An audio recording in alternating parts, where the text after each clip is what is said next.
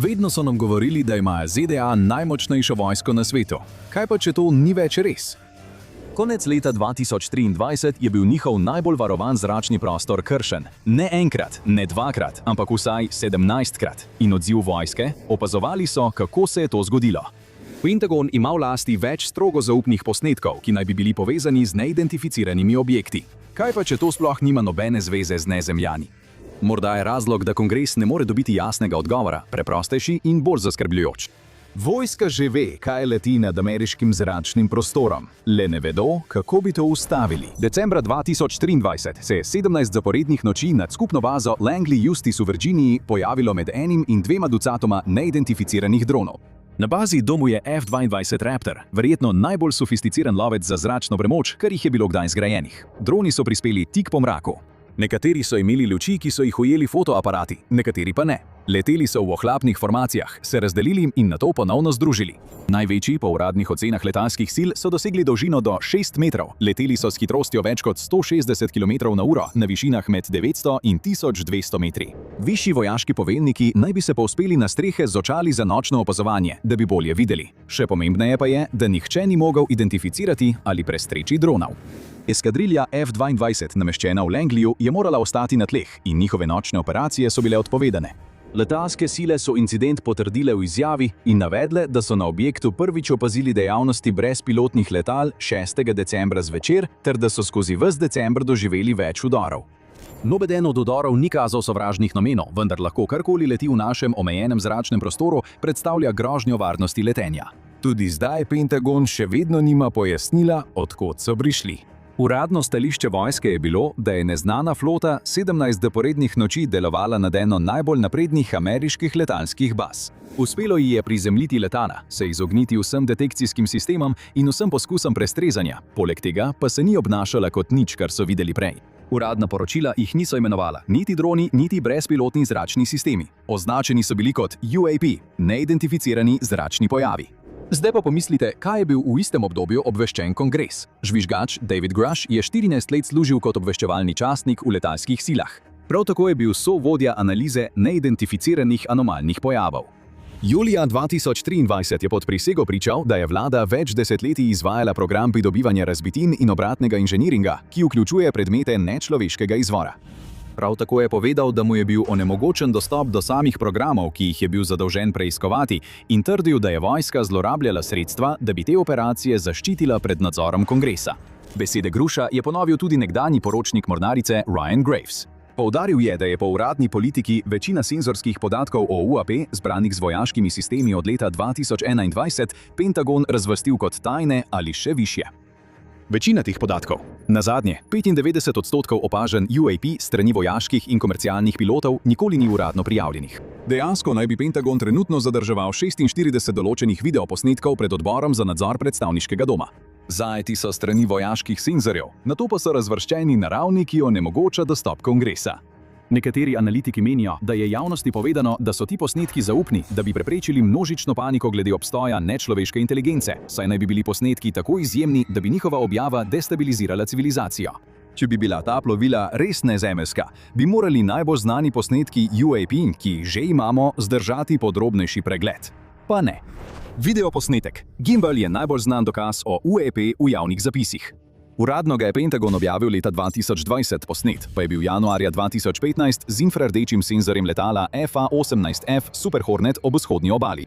Kar so gledalci videli, oziroma kar so jim povedali, da gledajo, je bil temen eliptičen predmet, ki se je enakomerno vrtel proti smeri vetra. Ni bilo vidnih sredstev za pogon, nobenih kril, nobenega izpušnega oblaka. Posnetek je postal viralen. V videoposnetku je v pilotski kabini slišati pilote, ki pravijo: "Poglej tisto stvar, vrti se." Milijoni ljudi so si ogledali te posnetke in prišli do istega zaključka. Kar so videli, ni bilo z Zemlje in ni bilo narejeno s človeškimi rokami. Občinstvu pa niso povedali tehničnega ozadja, kako je bila slika ustvarjena. Senzor, ki zajema posnetke, je Raytheon ANASQ 228, napredna namerilna infrardeča kapsula za opazovanje naprej, bolj znan kot sistem 8FLIR. To je senzor, nameščen na zunanji strani letala, in ko se tarča premakne proti robu njegovega dosega, se kamera znotraj kapsule fizično obrne v svojem ohišju, da jo ohrani v vidnem polju. V infrardečem spektru na tej razdalji in skozi atmosfero se oddaljeno letalo prikaže kot zamegljeno toplotna pega, na katero se senzor poskuša zakleniti. Ko se sledilna kapsula zavrti, da ostane zaklenjena, se to gibanje prenese v sliko in to, kar vidite, izgleda, kot da se objekt sam vrti. Mick West, znanstveni pisec, znan po analiziranju posnetkov UAP, je leta preučeval vojaške videoposnetke sličico za sličico. Preučil je posnetek gimbala z uporabo specifikacij kapsule, podatkov iz kokpita in geometrije gibanja senzorja. Njegov zaključek je bil, da rotacija, ki so jo vsi videli, sploh ni bila rotacija objekta. Šlo je za učinek kamere znotraj sistema ADFLIR. Z drugimi besedami, posnetek, ki je prepričal milijone, da gledajo nezemeljsko tehnologijo, je bil morda le posledica same kamere. Naša lastna oprema nas je zavajala. In če je najbolj znan, najbolj razširjen dokaz o UAP v javnosti zgolj optična iluzija, potem se ne sprašujemo več, ali so nezemljani resnični. Vprašati bi se morali, kaj je bilo dejansko nad Langleyjem. Ali še bolje, kaj to pove o stanju ameriške obrambe, da tega nihče ni mogel ustaviti.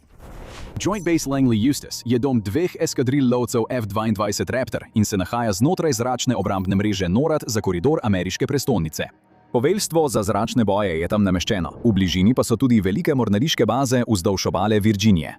V arhitekturi ameriške zračne obrambe je to ena najpomembnejših lokacij v celinskih ZDA. Začelo se je zvečer 6. decembra 2023 in nadaljevalo 17 noči do 23. decembra, ko so prišli droni, ki so poznali razporeditev baze.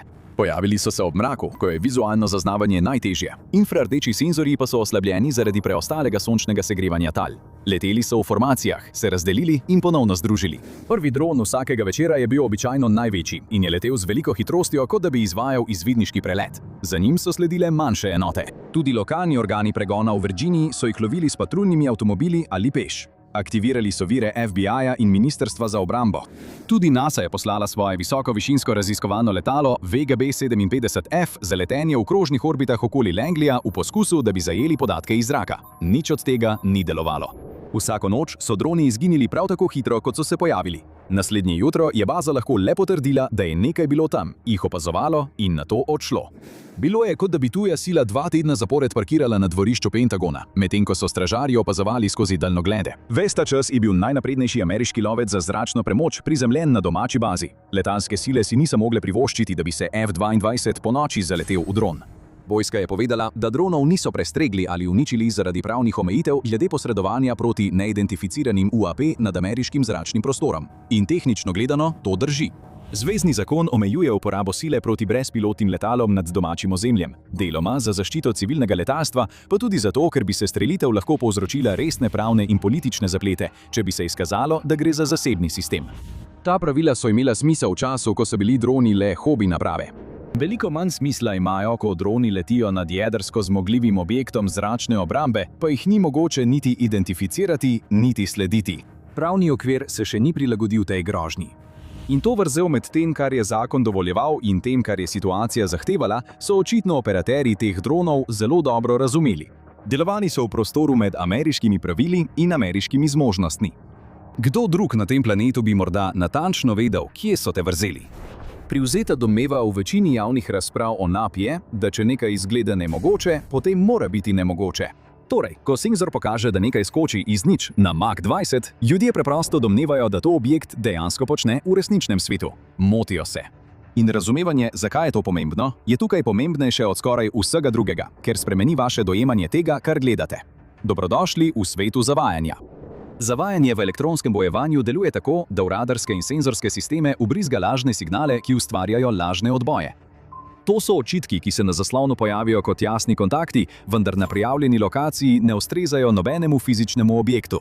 Ta tehnologija v različnih oblikah obstaja že od hladne vojne, vendar so se njen obseg in zmogljivosti od 2000 let dramatično izboljšali. Dobro izveden napad z zavajanjem lahko na radarskem zaslonu prikaže počasi premikajočega se drona kot kontakt, ki se premika s hipersonično hitrostjo po nemogoči poti. Senzor preprosto vidi tisto, kar mu signal za zavajanje ukaže, naj vidi, in manever obstaja le v podatkih. Letalo, ki izvaja te ekstremne manevre, v fizičnem smislu nujno sploh ne obstaja. Obstaja le signal v senzorjih, ki ga zaznavajo. In če bi imeli pravo kamero na istem mestu, tam morda sploh ne bi bilo ničesar. Tako so mornariški piloti včasih opisovali nepojasnjeno vedenje letal, ki pa je lahko v nekaterih primerih nekaj povsem drugega. Elektronsko bojevanje, ki ustvarja lažne kontakte v sistemu. Signali, zasnovani za zmedo, preobremenitev in preučevanje odzivov v realnem času. Toda to je le ena plast problema, saj poleg šuma obstajajo tudi resnične stvari na nebu, ki jih ni treba ponarejati. Kitajsko hipersonično drsno vozilo DF-17 potuje s hitrostmi med Mach 5 in Mach 10. Vse to pa počne med letenjem po nepredvidljivih poteh blizu roba atmosfere. Te poti so posebej zasnovane tako, da prebijajo prestrezne sisteme, okoli katerih so bile zgrajene ameriške raketne obrambe. Ti sistemi so bili zgrajeni za prestrezanje balističnih raket, ki sledijo predvidljivim lokom. DF-17 ne sledi predvidljivemu loku. Proti ameriškim pomorskim obrambnim sistemom prednost zmogljivosti DF-17 ni zanemarljiva. V resničnih pogojih bi bilo to kot primerjati profesionalnega šprinterja in mačka v teku na 100 jardov. Ameriški protukukrepi se sploh ne udeležujejo iste tekme. Ko združite manipulacijo z navideznimi senzorskimi podpisi na eni strani s pravim hipersoničnim orožjem na drugi, dobite popolnoma novo vrsto grožnje. In prav tam je pripoved o nezemeljskem pogonu napačna. Ali pa je to morda le želeni rezultat? Če je vaša prva domneva, da je to bilo nezemeljsko plovilo, potem nehate iskati, kdo na Zemlji bi dejansko lahko stal za tem. Nehate spraševati, kateri nasprotnik ima sposobnost ustvariti te senzorske podpise, in nehate spraševati še veliko bolj nevarno vprašanje, ali nekdo namerno preizkuša ameriško obrambo samo zato, da vidi, kako sistem reagira. In nekdo, ki je odgovoren za to politiko, očitno to ve.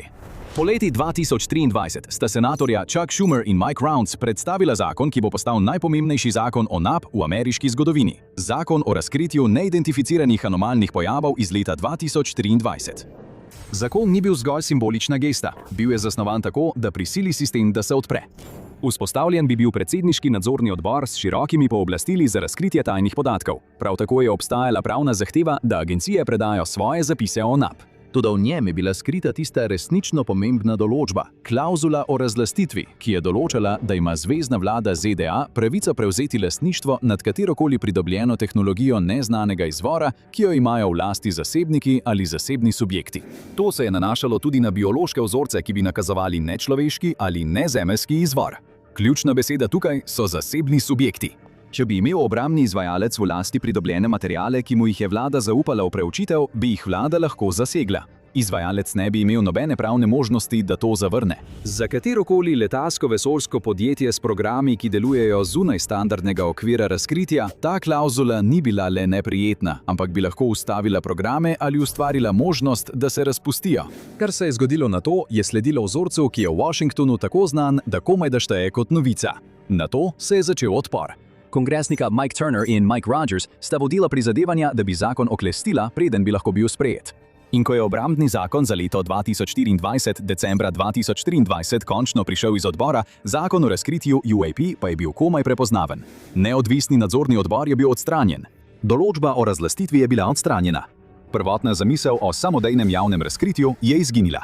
Namesto tega so bili uvedeni 25-letni zamiki in izjeme za nacionalno varnost, ki so omogočale, da se dokumenti zadržijo za nedoločen čas, če so bili ocenjeni kot resna grožnja. Na koncu je vlada obdržala popoln nadzor nad tem, kaj bo javnost dejansko lahko videla. David Grush je to označil za največji zakonodajni neuspeh v ameriški zgodovini. Po podatkih Open Secrets za volilni cikel 2023-2024 je Turner prejel več kot $174,000 od obrambnih pogodbenikov in več kot $80,000 iz obrambne letalsko-vesoljske industrije. Rogers je bil največji posamezni prejemnik sredstev iz obrambnega sektorja v tem ciklu, saj je od obrambnih pogodbenikov prejel več kot $400,000. Dva poslanca, ki sta poskrbela, da klavzula o razlastitvi nikoli ni postala zakon, sta skupaj prejela več kot $650,000. V celotnem obdobju so skupni prispevki obrambne industrije tistim, ki so blokirali zakon, presegli $1,200,000. Enaka vsota bi lahko financirala 40 popolnih štipendij na univerzah Ivy League. Med donatorji, ki jih je navedel Turner, so Lockheed Martin, Raytheon, Boeing, Northrop Grumman, BAE Systems in General Dynamics.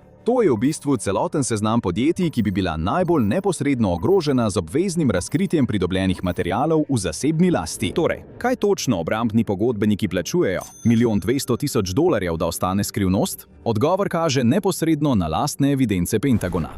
Novembra 2020. 3. Pentagon že 6. leto zapored ni prestal revizije. Enako se je zgodilo tudi leta 2024. Leta 2025 smo zdaj že pri 8 letih neuspešnih revizij. To ni le manjši primer zamenjave številk. Ministrstvo za obrambo nadzoruje približno 4,7 bilijona dolarjev sredstev, vključno z objekti, opremo, orožnimi sistemi, zalogami, nepremičninami in finančnimi naložbami. In po podatkih lastnih revizorjev Pentagona do leta 2023 približno polovice tega denarja ni bilo mogoče ustrezno izslediti. To je dovolj denarja, da bi lahko zgradili približno 150 letalonosilk razreda Gerald R. Ford, najdražjih vojnih ladij, kar so jih kdajkoli zgradili, saj vsaka stane približno 13 milijard dolarjev. Kar razkrivajo neuspehi Pentagona pri revizijah, je finančna struktura, ki je namerno zasnovana tako, da se upira preglednosti. Programi s posebnim dostopom, ali SAPI, so na vrhu te strukture. To so tajni raziskovalni in obrambni programi, ki delujejo zunaj običajnega okvira nabave in nadzora. Financirani so prek mehanizmov, ki so namerno prikriti znotraj proračuna. Lastni generalni inšpektor Pentagona je priznal obstoj nepriznanih SAP-ov. Tako globoko so zakopani, da celo kongresni odbori, ki naj bi jih nadzorovali, niso vedno v celoti obveščeni o njihovem obstoju ali financiranju. Sredstva za neodvisne raziskave in razvoj, ali IR&D, zasebnim izvajalcem prav tako omogočajo izvajanje tajnih raziskav brez običajnih zahtev po javni reviziji. Stroški se prenesejo na državne pogodbe na načine, ki jih je izjemno težko izslediti. Toda objekti, povezani z najbolj občutljivimi ameriškimi zračno-vesoljskimi programi, so delno javno znani. Skunkworks podjetja Lockheed Martin, oddelek, ki stoji za U-2SR-71 in F-117, deluje iz objekta 4 v obratu 42 v Palmdaleu, Kaliforniji. To je vladni kompleks, ki ga oddajajo obrambnim pogodbenikom. Tudi Northrop Grumman je tam zgradil bombnik z manjšo radarsko opaznostjo B-2 Spirit. Potem je tu še preizkusno območje Dugway v Utahu, tajno testno območje, kjer razvijajo in preizkušajo orožje, senzorje in sisteme, vendar podrobnosti niso javno znane. Te ustanove niso skrivne v smislu, da jih ne bi poznali. Skrivnostne so v tem, kaj se dogaja znotraj njih. Nad tem, kateri programi so financirani, katere tehnologije se razvijajo ali preučujejo in po kakšni ceni, ni pravega nadzora. Nihče ustrezno ne preverja rezultatov ali celo samo financiranja. Vse, kar ljudje vedo, je, da denar gre v te projekte, vse, kar pride iz njih, pa je takoj označeno kot zaupno. Gruš je o tem neposredno pričal. Obtožil je vojsko, da zlorablja sredstva, da bi programe povezane z UAP skrivala pred kongresom, in ni govoril zgolj teoretično. Rekel je, da je to videl, ko je delal kot obveščevalni častnik z varnostnim dovoljenjem. Denar, namenjen enemu programu, se preusmeri v drugega. Sredstva, ki gredo v črni proračun in se nikakor ne vrnejo tako, da bi jih lahko nadzorovali. Leta 2023 je to pomenilo 6 zaporednih neuspešnih revizij in 1,9 bilijona dolarjev neizkazanih sredstev. To je bil znak sistema, ki na tak način deluje že zelo dolgo časa. In ljudje z najbolj podrobnim znanjem o tem, kam je ta denar šel, so isti ljudje, katerih politični predstavniki so pravkar zagotovili, da klavzula o razlastitvi nikoli ne bo postala zakon. V ameriški zakonodaji obstaja določba, ki zahteva, da mora biti vsak vladni ali program pogodbenega izvajalca, ki se ukvarja z UAP, prijavljen tako imenovani kongresni skupini 8. To je 8 najvišjih kongresnih voditeljev, ki so na vrhu nadzora ameriških obveščevalnih služb. Predsednik predstavniškega doma, vodja manjšine v predstavniškem domu, vodja večine in manjšine v senatu, ter predsedniki in najvišje uvrščeni člani obeh obveščevalnih odborov. Ti naj bi imeli dostop do vsakega tajnega programa, ki ga izvaja izvršna veja oblasti. To ni stvar izbire, to je zakon. Dokazi, ki jih ima kongres, ki jih je predstavil Gruš in jih potrdili tudi drugi prič, nakazujejo, da so programi povezani z UAP-ji delovali brez zahtevane obvestitve. Delovna hipoteza je, da obvestilo ni bilo odloženo. Namesto tega so sistemi okoli teh programov postali dovolj avtonomni, dovolj samofinancirani in izvzeti iz običajnih nadzornih mehanizmov. Obveščevalna skupnost ni delovala znotraj ustavnega okvira, temveč okoli njega. To je natanko tisto, kar naj bi določba Gang of Eight preprečila. Noben program, ne glede na raven tajnosti ali občutljivost, ne more delovati brez vednosti vsaj 8 izvoljenih predstavnikov, ki so odgovorni ameriški javnosti. Ko se ta varovalka zaobide, to ni več zgolj vprašanje tajnosti. Ostane vam sistem znotraj države, ki sprejema ogromne finančne in strateške odločitve, skoraj nič prave preglednosti in zelo malo demokratične odgovornosti. Nenadoma lahko vladna organizacija porabi ogromne vsote denarja, ne da bi kdo to vedel ali imel nadzor nad tem, kam gre. Torej, denar manjka, zračni prostor je ogrožen. Izvoljeni predstavniki so bili izključeni iz programov, ki jim jih je treba po zakonu razkriti, na drugi strani pa je javnosti predstavljena zgodba. Pripovedujejo nam, da je edina razlaga ta, da so večina dogodkov povezanih z UAP možni dokazi o nezemeljski inteligenci, ki prihaja izven Zemlje. To je zgodba, ki nam jo prodajata kongres in sama vlada. In lahko vidimo, kako zelo priročno je to. To je posebej zasnovano tako, da prepreči kakršnokoli razumno raziskovanje, kaj se v resnici dogaja v ali okoli ključnih obrambnih objektov po ZDA, kar nas pripelje do zadnjega dela sestavljanke. Če bi bila plovila nad Langleyjem resnično nezemeljska, zakaj potem Pentagonova prikrivna zgodba tako popolnoma služi interesom zemeljskih obrambnih pogodbenikov? In kaj je na koncu dejanska grožnja? Tukaj je, kar dokazi dejansko kažejo, zbrano brez filtra pripovedi, ki je bila okoli njih zgrajena. 46 zaupnih videoposnetkov, ki so jih prikrili odboru predstavniškega doma za nadzor, niso zadržani zato, da bi preprečili javno paniko glede zunajzemeljske inteligence. Zadržujejo jih zaradi tega, kar dokumentirajo o stanju ameriških vojaških zmogljivosti v najbolj občutljivem zračnem prostoru, ki ga ima ta država. Ti posnetki skoraj zagotovo ne prikazujejo plovil iz druge galaksije. Prikazujejo visokoločljivostne posnetke senzorjev brezpilotnega sistema nasprotnika, ki deluje znotraj omejenega ameriškega zračnega prostora in pri tem jih nihče ne prestreže. Incident v Langleyju je najbolj viden primer vzorca, ki se že leta pojavlja na več občutljivih objektih. Pripoved je, da so to NAP-ji in da bi jih morali razvrstiti za drugo agencijo, ki bi se z njimi ukvarjala, kot z nenavadnostjo in kot delom našega iskanja zunajzemeljskega življenja. Toda ta zaključek je bil zgolj skrbno vodena komunikacijska strategija. To je namerno preusmerjanje pozornosti. Ta pripoved preprosto zakriva, kaj je pravi problem, in zato obstaja razlog. Trditev, da ne vemo, kaj je to, onemogoča odgovornost. Trditev, da so kitajski droni 17 noči vdirali v Langley in jih nismo mogli ustaviti, pa tega ne. Prvo je skrivnost, drugo pa vojaški in obveščevalni neuspeh najvišjega reda. Oznaka UAP ima tudi drugo funkcijo, ki je enako dragocena za institucije, ki jo uporabljajo. Prikriva finančne sledi. Če ti programi potekajo že desetletja, je lažje opisati porabo kot raziskovanje skrivnosti, ker je alternativa težje izgovoriti na glas. Da je morda financirala neuspešne poskuse povratnega inženiringa ali da elektronska obramba ni delovala, kot je bilo načrtovano. Ali pa so senzorski sistemi odpovedali in niso zaznali dronov, ki zdaj vstopajo v ameriške baze. Neuspešne raziskave in razvoj na tajni ravni so politično katastrofalni, vendar je tajni razvoj in raziskave usmerjeni v pravo kozmično skrivnost nekako lažje preživeti. Torej, zgodba o vesoljcih ni krinka za vesoljsko tehnologijo, je krinka za neuspeh in za denar, ki ga javnosti ni mogoče pojasniti. Poročnik Ryan Graves, mornariški pilot, ki je pričal skupaj z Grušem, je jasno povedal: če bi vsi lahko videli senzorske in video podatke, ki jih imam jaz, ne bi bilo dvoma, da bi UAP postal glavna prioriteta za našo obrambo, obveščevalne in znanstvene skupnosti. Imel je prav, vendar ne iz razloga, ki ga predvideva pripoved o vesoljcih. Če bi kongresni nadzor videl teh 46 posnetkov v celotnem zaupnem kontekstu, bi UAP postal glavna prioriteta. To bi bil neizpodbiten dokaz, da je nekdo na Zemlji dosegel stopnjo dostopa do ameriškega omejenega zračnega prostora, ki ga ameriška vojska trenutno ne more preprečiti. In ta nekdo verjetno ni prijatelj ZDA. Najverjetneje gre za Kitajsko samo, s sistemom podobnim tistemu, za katerega je država že pokazala, da ga je sposobna uporabiti. Zdaj pa neposredno leti na ozemlje ZDA za nadzor. Grožnja ne prihaja iz zvezd. Prva bitka naslednje vojne je bila že izbojevana na nebu nad Virginijo decembra 2023. Potekala je brez enega samega izstreljenega strela. ZDA pa očitno niso zmagale. In če se sliši kot osamljen dogodek, ni tako. Podobna vprašanja so se pojavila na nekaterih najbolj občutljivih lokacijah na svetu. Ugotovite, zakaj vojska ne more pojasniti teh NLP-jev na ameriških in ruskih lokacijah z jedrskim orožjem, ali kliknite na ta video.